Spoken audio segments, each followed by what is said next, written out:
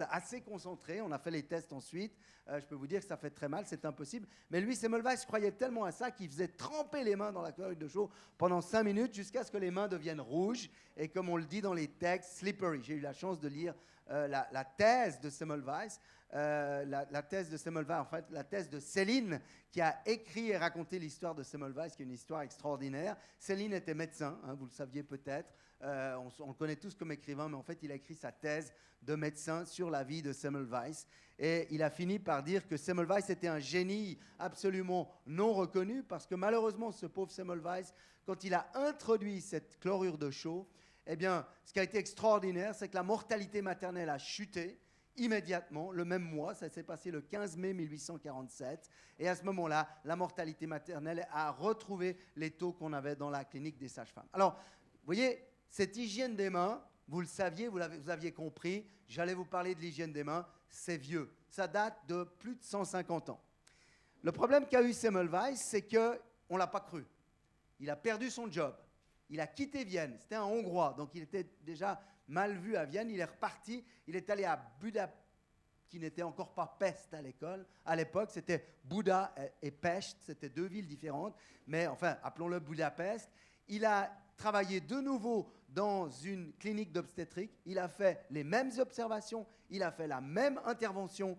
Il a sauvé des vies. Et ensuite, il a perdu son job. Pourquoi ? Parce qu'on ne le croyait pas.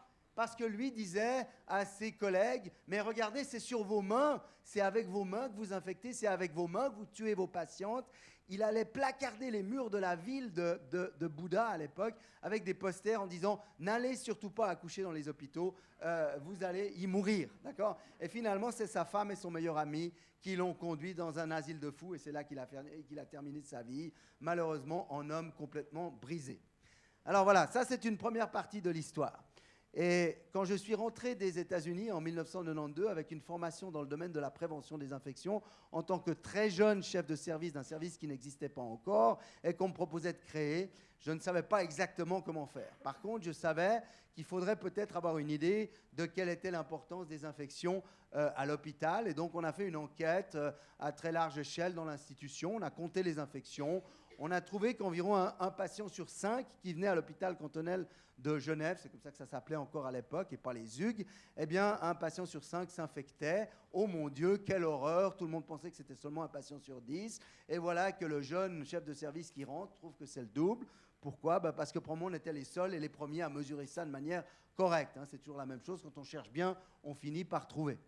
Et puis en regardant et en observant les pratiques de soins, on s'apercevait avec une équipe d'infirmières, que j'avais la chance d'avoir, 4 infirmières à l'époque, eh bien on s'apercevait que finalement les pratiques de soins n'étaient pas parfaites, elles ne le sont nulle part parfaites, et puis surtout les pratiques d'hygiène des mains étaient vraiment pas géniales.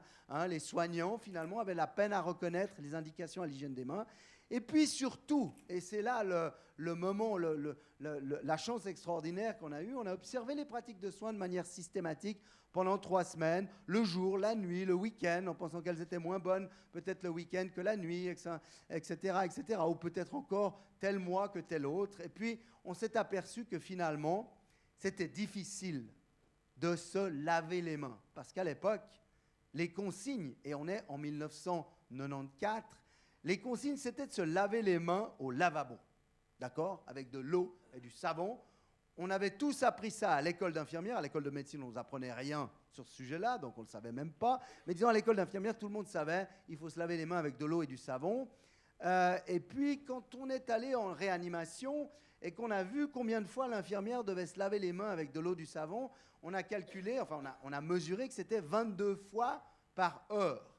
Or, ensuite, c'était très simple, on a pris un chronomètre, le patient est là, vous arrivez comme infirmière, vous devez vous laver les mains, le lavabo est là-bas, vous allez là-bas, vous tournez l'eau, vous mettez le savon, vous rincez l'eau, vous séchez les mains, vous revenez vers votre premier patient, vous avez les mains propres, là vous pouvez toucher votre patient, ça prend entre 1 minute et 1 minute et demie, on l'a chronométré, vous multipliez maintenant 22 par ce 1 minute et demie, vous trouvez que l'infirmière doit passer plus d'une demi-heure de son temps de travail, chaque heure de soin, à se laver les mains à l'eau et au savon. Et donc, c'est absolument impossible parce qu'elle a beaucoup plus de travail que ça. Et quand on a observé ça et que j'ai donné au fond mes observations aux infirmières, je leur ai dit mais c'est impossible, on ne peut pas faire ça. Les lignes de conduite ne sont pas à la hauteur de ce qu'on attend. Eh bien les infirmières m'ont regardé en me disant mais enfin Didier, on le savait, on sait bien qu'on n'a pas le temps de le faire. Alors voilà, ça a été la première partie, mais dans ce cas-là, il fallait trouver une solution. Il fallait trouver une solution, et à ce moment-là, encore une fois, la chance, on travaille dans le laboratoire. Dans le laboratoire, on utilisait un petit flacon d'alcool pour les mains. Pourquoi ? Parce que c'était plus simple, parce qu'on avait peur des bactéries multirésistantes, et que les bactéries ne résistent pas à l'alcool. Et donc, forcément, dans le laboratoire, ce flacon, il n'était pas du tout comme ça, mais enfin, il existait. Et je me suis dit, mais pourquoi on n'utiliserait pas une façon rapide de se désinfecter les mains ? L'alcool, aujourd'hui ça vous paraît banal parce qu'on était il y a 20 ans et aujourd'hui tout le monde en parle, donc on sait que c'est ça. Et l'alcool, ça marche très vite. Ça marche en 20 secondes. Vous pouvez l'utiliser en parlant, vous pouvez l'utiliser en regardant les radiographies, vous pouvez l'utiliser en faisant des tas de choses, en parlant à votre patient. On s'est dit, c'est ça qu'il faut faire.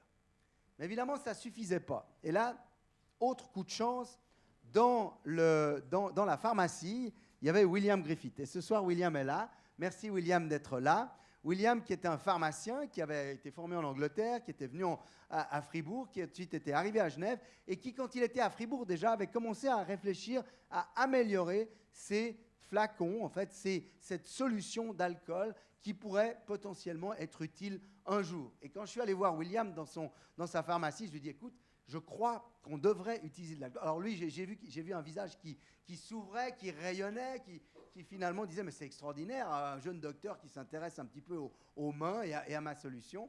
Et puis on a commencé à travailler ensemble pour améliorer cette solution de manière à ce que les gens la tolèrent. Parce que l'idée, c'est qu'évidemment, si vous l'utilisez 22 fois par heure, eh ben, il ne faut pas que ça vous râpe les mains au point que vous arrêtiez d'utiliser cette solution. Alors voilà, ensuite de ça, eh bien, il fallait changer le comportement des soignants. Et comme vous le savez, un changement de comportement, ce n'est pas tout à fait simple. Pensez maintenant à l'époque où on a introduit les ceintures de sécurité dans les voitures. Est-ce que ça suffisait d'avoir une ceinture de sécurité dans une voiture pour que vous boucliez la ceinture ? Les jeunes générations, peut-être. Mais nous, honnêtement, pas. Mon père, il ne la ferme toujours pas. D'accord ? Il ne la boucle toujours pas, sa ceinture. D'accord ? Donc ça veut dire qu'il faut une stratégie qu'on appelle de plus multimodale, c'est-à-dire avec plusieurs éléments. Et ça, je ne l'ai pas appris tout seul.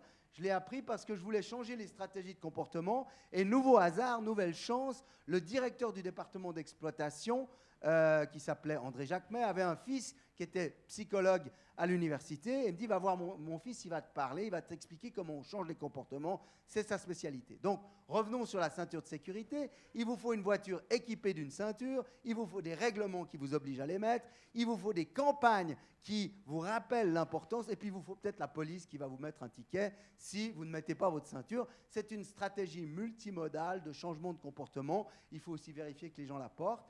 On a pensé un tout petit peu la même chose et on a imaginé une campagne avec 5 éléments. L'alcool, qu'il fallait rendre disponible partout. On en a mis dans la poche de toutes les blouses blanches, de tous les médecins, de toutes les infirmières, de tous les physios, de tout le monde. On a mis de l'alcool partout dans l'hôpital. On a rappelé aux gens quand est-ce qu'il fallait se désinfecter les mains. On leur a dit qu'on pouvait remplacer l'eau par le savon, l'eau et le savon par l'alcool. On leur a mis des posters contre tous les murs de l'institution pour le leur rappeler.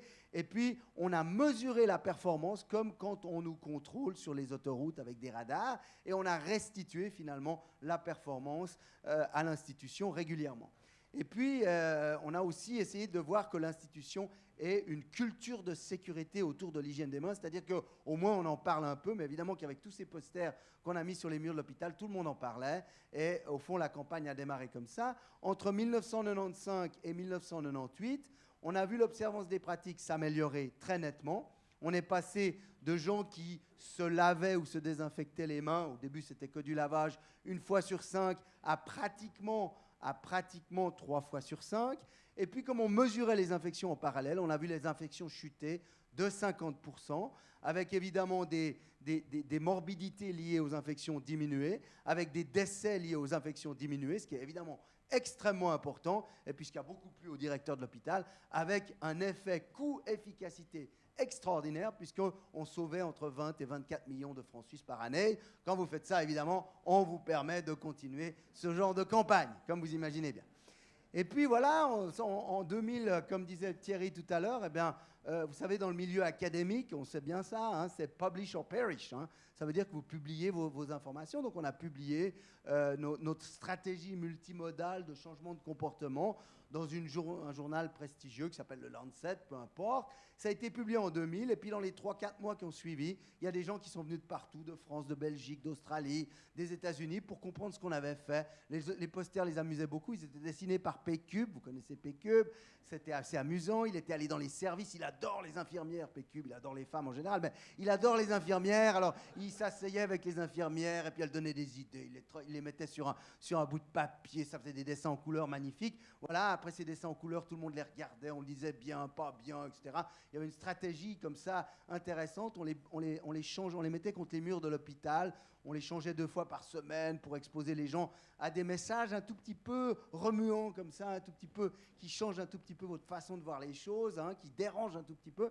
Et puis ça a marché très bien, comme je vous l'ai dit. Alors, ensuite, les gens sont venus, on leur a donné les posters, on leur a donné la technique, on leur a donné l'alcool, ils repartaient avec le flacon d'alcool, ils l'essayaient, enfin, etc., etc. Et puis, il y a aussi des Anglais qui sont venus. Alors, les Anglais, alors beaucoup plus british, ils sont restés, ils étaient 5, ils sont restés une semaine, ils ont tout regardé, ils ont tout compris, puis ils nous ont dit, ah bah, est-ce que vous nous donneriez un coup de main? Nous, on veut le faire au niveau national, pas seulement au niveau de notre hôpital, mais au niveau de toute la nation. Alors, très bien, et en 2002, ils ont démarré. Puis voilà, puis petit à petit, le nid s'est fait, et puis l'expérience a été reportée dans différents endroits, jusqu'en 2005, où l'Organisation mondiale de la santé est venue nous voir pour nous demander si on était d'accord d'universaliser cette stratégie.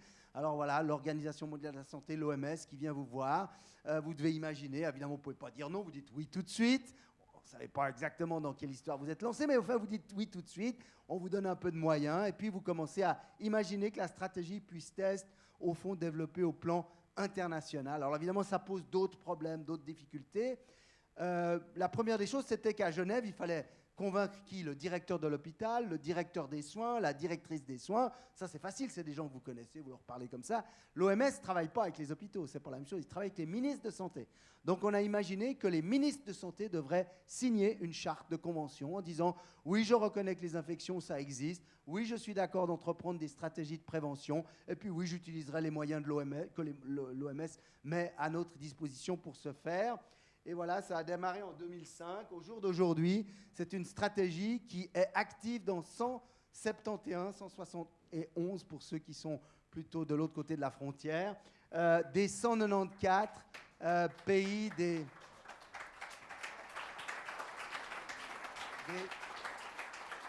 des 194 États membres des Nations Unies. On couvre plus de 95% de la population mondiale avec cette stratégie. Alors, ça, c'est évidemment, on a développé des outils, on a beaucoup travaillé, on a travaillé fort là-dessus, mais ça ne se passe pas tout seul, enfin, pas tout à fait tout seul. Et puis, cette stratégie, évidemment, elle est active dans des pays et des hôpitaux extrêmement modernes, aux moyens qu'on connaît, dans des hôpitaux beaucoup plus modestes, et puis dans une culture complètement multiculturelle. Et ça, c'est extraordinaire, parce qu'évidemment, il faut adapter ça. Et puis, il faut s'assurer, et on va y venir tout à l'heure, qu'au fond, ce qu'on appelle le changement de système, c'est-à-dire le passer de l'eau au savon à l'alcool, est absolument universel. Et ça, on va y revenir tout à l'heure. La culture. Alors, en matière de culture, voilà un des exemples auxquels on a été confrontés. On sait tous que les musulmans ne peuvent pas, d'après le Coran, boire de l'alcool. Hein, ils ne sont pas censés boire de l'alcool. On est tous clairs avec ça.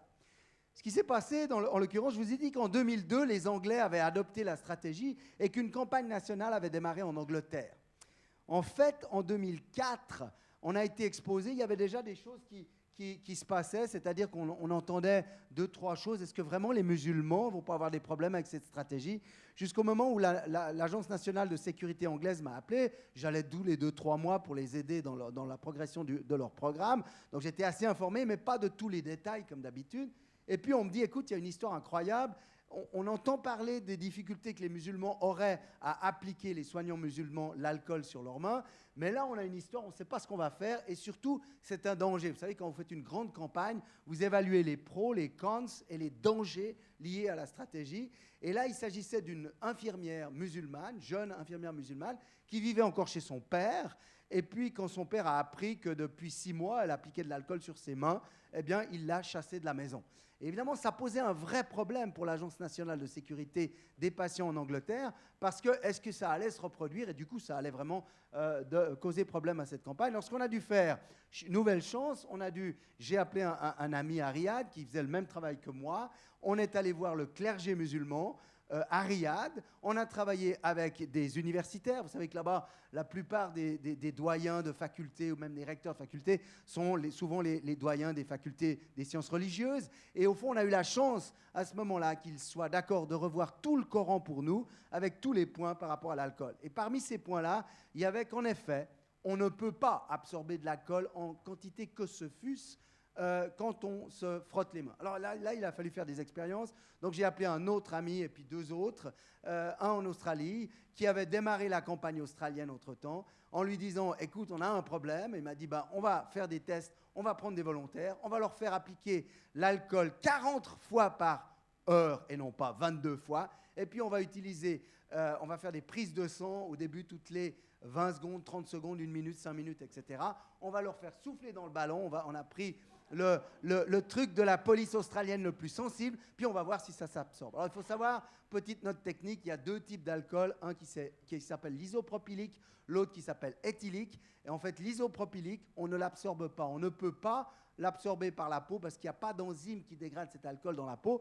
Donc le problème était réglé et prouvé. On pouvait recommander l'alcool isopropylique pour cette situation-là. Et puis pour l'alcool éthylique, dans les pays dans lesquels, ou ce serait un pays musulman dans lesquels on ne peut pas avoir d'alcool éthylique, eh bien, on a mesuré. Et au fond, quand on mesure de manière très très fine, quand vous frottez les mains 2 fois plus que la norme, eh bien, vous n'absorbez pas plus qu'en buvant 1 litre de jus d'orange. Et vous le savez, quand on boit un litre de jus d'orange, on a un petit peu d'alcool absorbé dans le sang. Donc, le problème était réglé. J'ai cru à un moment donné qu'on allait devoir aller vers une fatwa. On n'a pas eu besoin. C'est la Ligue musulmane qui a accepté et qui maintenant recommande l'utilisation d'alcool dans les hôpitaux musulmans. Et c'est dans les pays musulmans qu'aujourd'hui la campagne a l'ampleur la plus magnifique qui soit.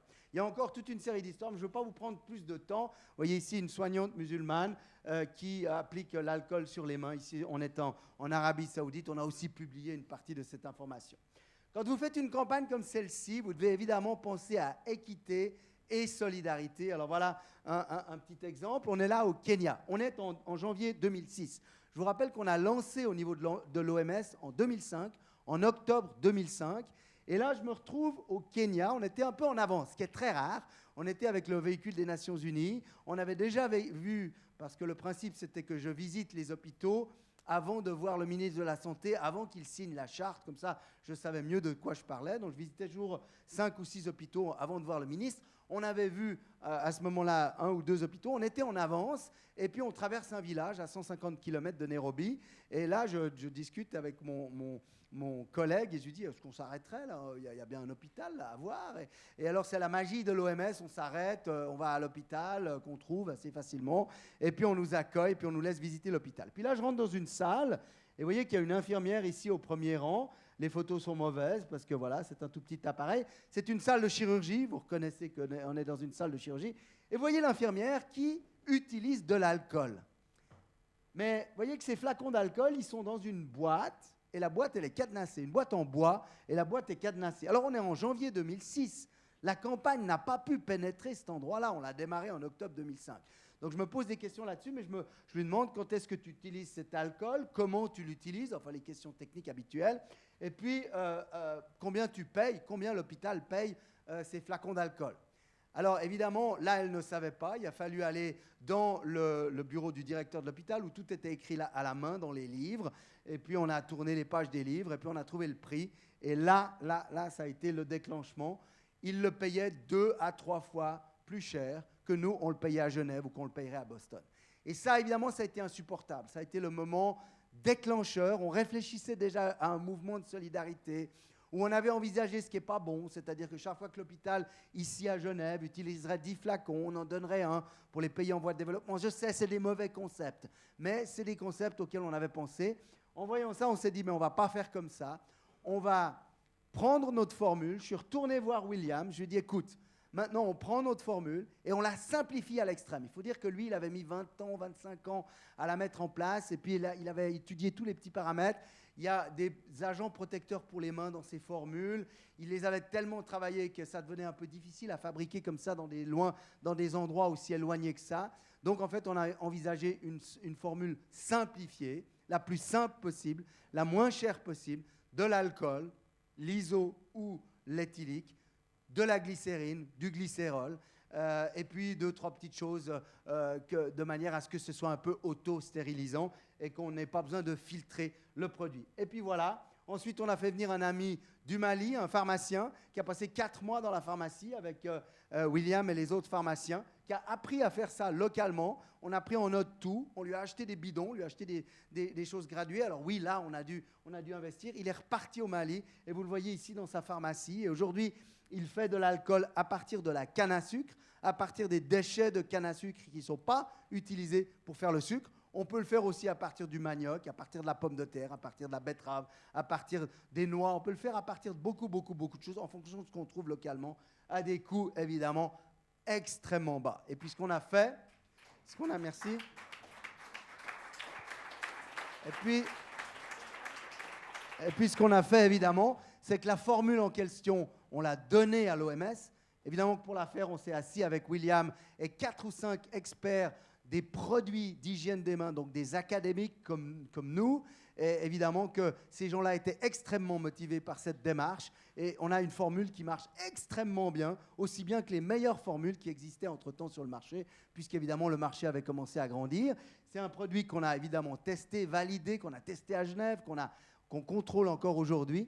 Et puis, eh bien, ce pharmacien malien, ensuite, le ministre de la Santé a trouvé ça tellement génial qu'il lui a dit « tu me fais ça pour tout le pays ». Et puis l'année d'après, en 2008, on s'est retrouvé devant l'Assemblée des ministres de la Santé. Vous savez que les ministres de la Santé du monde entier se réunissent une fois par année à la fin du mois de mai, ici à l'OMS. Mais les ministres de santé des différentes régions du monde, comme ceux d'Afrique, se réunissent aussi une fois par année en Afrique. Et là-bas, on m'a donné la chance d'aller leur parler. J'ai eu 20 minutes pour leur parler. Sur ces 20 minutes, eh bien, j'ai donné pratiquement 12 minutes à mon ami, le ministre de la Santé malien, parce qu'il était le mieux placé pour expliquer aux autres ministres à quel point c'était facile, au fond, de faire ce développement, de développer cet alcool à des prix absolument dérisoires. Et à la suite de ça, 27 des pays africains ont signé la charte et sont engagés. Aujourd'hui, le produit est fait, cette solution hydroalcoolique dite de l'OMS, qu'on a donnée à l'OMS, est un produit qui est jugé comme un des 10 médicaments essentiels et il est fabriqué dans plus de 50 des pays dans le monde. Voilà, c'est pour vous résumer un tout petit peu cette aventure qui a été appelée au niveau de l'OMS Clean Care is Safer Care, qui a le potentiel aujourd'hui, en effet, je vous ai dit qu'on parlait de 16 millions de vies que coûtent les infections nosocomiales par année. Donc le potentiel, c'est d'en sauver environ 8 millions. C'est très difficile à compter parce que la surveillance, ça coûte beaucoup d'argent de savoir ce qui se passe. Et on ne peut même pas se permettre de le faire. Là où on a pu mettre en route des études qui permettent vraiment scientifiquement de démontrer, on a pu démontrer qu'on réduisait les taux d'infection entre 40 et 60, voire des fois davantage, 70%, disons 50% en moyenne. Alors évidemment, quand vous pensez à ça, il faut avoir une stratégie qui est universelle. Il faut que la stratégie soit adaptable aux cultures. Il faut que, quand vous donnez une stratégie comme ça, il faut laisser aux gens la capacité de l'adapter. Pourquoi ? Parce que l'adapter, c'est l'adopter. Et c'est ça qui est extrêmement important à comprendre et à laisser. Il faut laisser aller, il faut laisser prendre, il faut donner. C'est beaucoup plus simple. Et ensuite, ça prend évidemment des proportions qu'on n'imaginait même pas au départ. Voilà le flacon d'alcool initial qui a le nom du challenge, Clean Care is Safer Care. Et puis évidemment, au milieu de tout ça, et la raison pour laquelle on fait tout ça, c'est le patient. C'est sûr que c'est lui qui est au centre, c'est lui qu'on veut protéger, c'est eux qu'on veut sauver. et au fond, le coût humain des mains sales, comme l'a dit ici Sir Liam Donaldson, qui est le chef médical, qui était jusqu'à il y a 2 ans le chef médical de toute l'Angleterre. C'est lui qui a lancé le programme de sécurité des soins au niveau de l'OMS, et c'est lui qui est venu me chercher en me demandant si j'étais d'accord d'universaliser la stratégie pour le premier défi mondial pour la sécurité des patients. Le patient doit être au centre, le patient doit participer. Aujourd'hui, en tant que patient, si vous me demandez un conseil avant d'aller à l'hôpital, je vous dirais 2 choses. D'abord, vérifiez que l'hôpital dans lequel vous allez aller fait partie de la stratégie mondiale de l'OMS. Ça, c'est notre programme pour l'année prochaine. On va lancer un mouvement dans la communauté, espérons-le si on en trouve les moyens. Et puis la deuxième chose, quand vous êtes hospitalisé, eh bien, rappelez-vous, rappelez à vos amis, rappelez à vos familles, à vos proches, et n'hésitez pas à le rappeler aux médecins et aux infirmières. Des fois, ça ne passe pas toujours très bien, je le sais, mais ça va venir, il faudra 1 ou 2 générations. Rappelez-leur de se frictionner les mains avec cette solution, ou de se laver les mains avec l'eau et le savon, ça va aussi. Hein. On n'a pas d'opinion politique, mais disons, c'est beaucoup plus facile de le faire, évidemment, avec de l'alcool. Je crois qu'il faut bien comprendre qu'on est tous partenaires dans les soins et dans leur sécurité. Alors voilà, Clean Hands Save Lives. Vous comprenez le message. Merci beaucoup pour votre attention.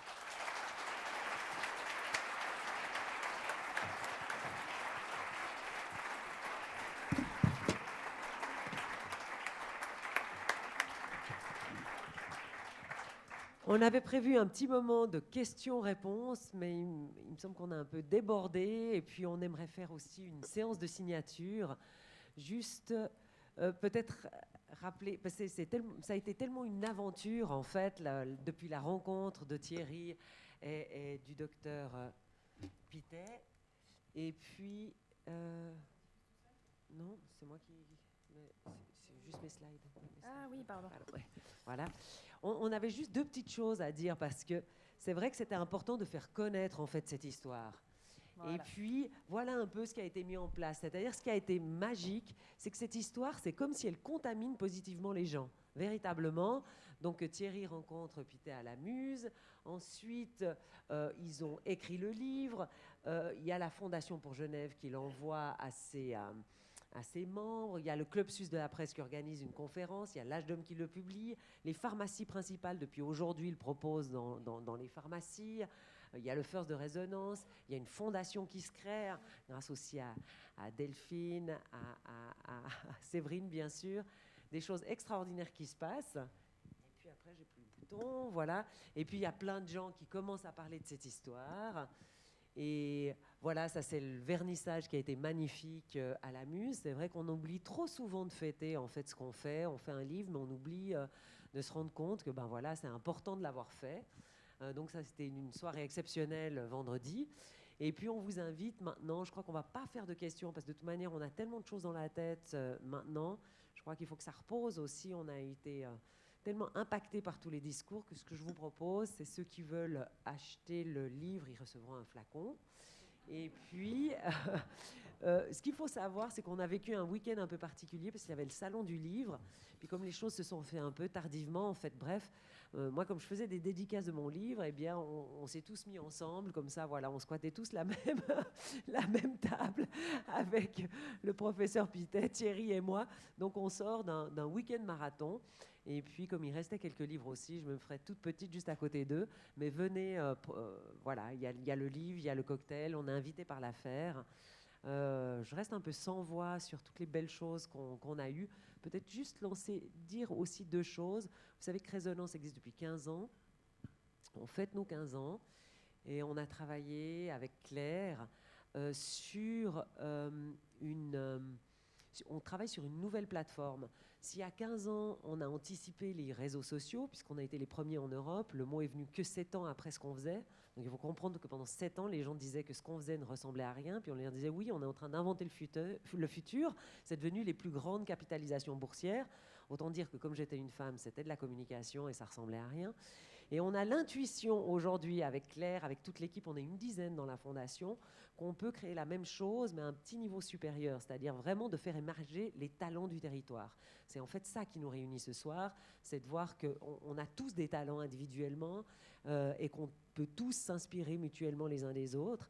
Et on développe une nouvelle plateforme pour cet automne. Et si des personnes souhaitent nous aider, la soutenir financièrement, vous êtes les bienvenus dans la fondation. Il y a un conseil de fondation tout à fait exceptionnel et visionnaire. Et puis j'aimerais demander encore à Didier Pittet s'il est là, ou s'il est... Voilà. Si, il a préparé une surprise. C'est vraiment lui qui a eu l'idée. Et je le remercie plus qu'infiniment. Parce que c'est vrai que ça a été toute une aventure. Et puis j'aimerais vraiment remercier toute l'équipe. J'aimerais remercier beaucoup Séverine, Delphine, Christine qui m'a permis de rencontrer Albina. Mais vraiment, Didier a pensé à Laszlo qui est là. Donc si Laszlo veut bien venir. Attends, je vais aller le chercher. Où bien on va aller chercher Laszlo. Puis vraiment, ça, c'est vraiment travailler avec Didier Pittet. C'est ce qui se passe. C'est qu'il a l'attention de toutes les choses. Il y a Laszlo qui va arriver. Voilà, Laszlo, merci. Voilà. Alors, je vous ai dit que donc, P-Cube était l'artiste qui a accompagné toute cette campagne. Et Laszlo, merci infiniment pour tout ce que tu as fait pour nous. Voilà, pour toi, une petite connaissance par rapport à ce qui s'est passé avec P-Cube et les autres. Merci beaucoup.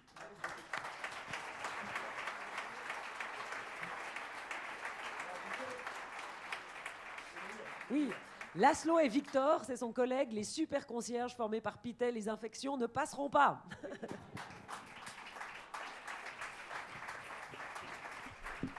Une autre personne qui est indispensable à l'organisation de ces First et de tout ce qui se passe à la Muse et qui a énormément travaillé sur tout ce qui s'est passé au cours de ces derniers jours, c'est Claire Gadrois. Je te remercie infiniment.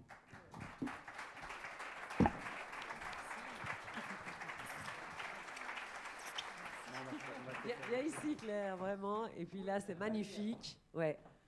I am Professeur Pittet. Claire, you are my first. I'm désolée.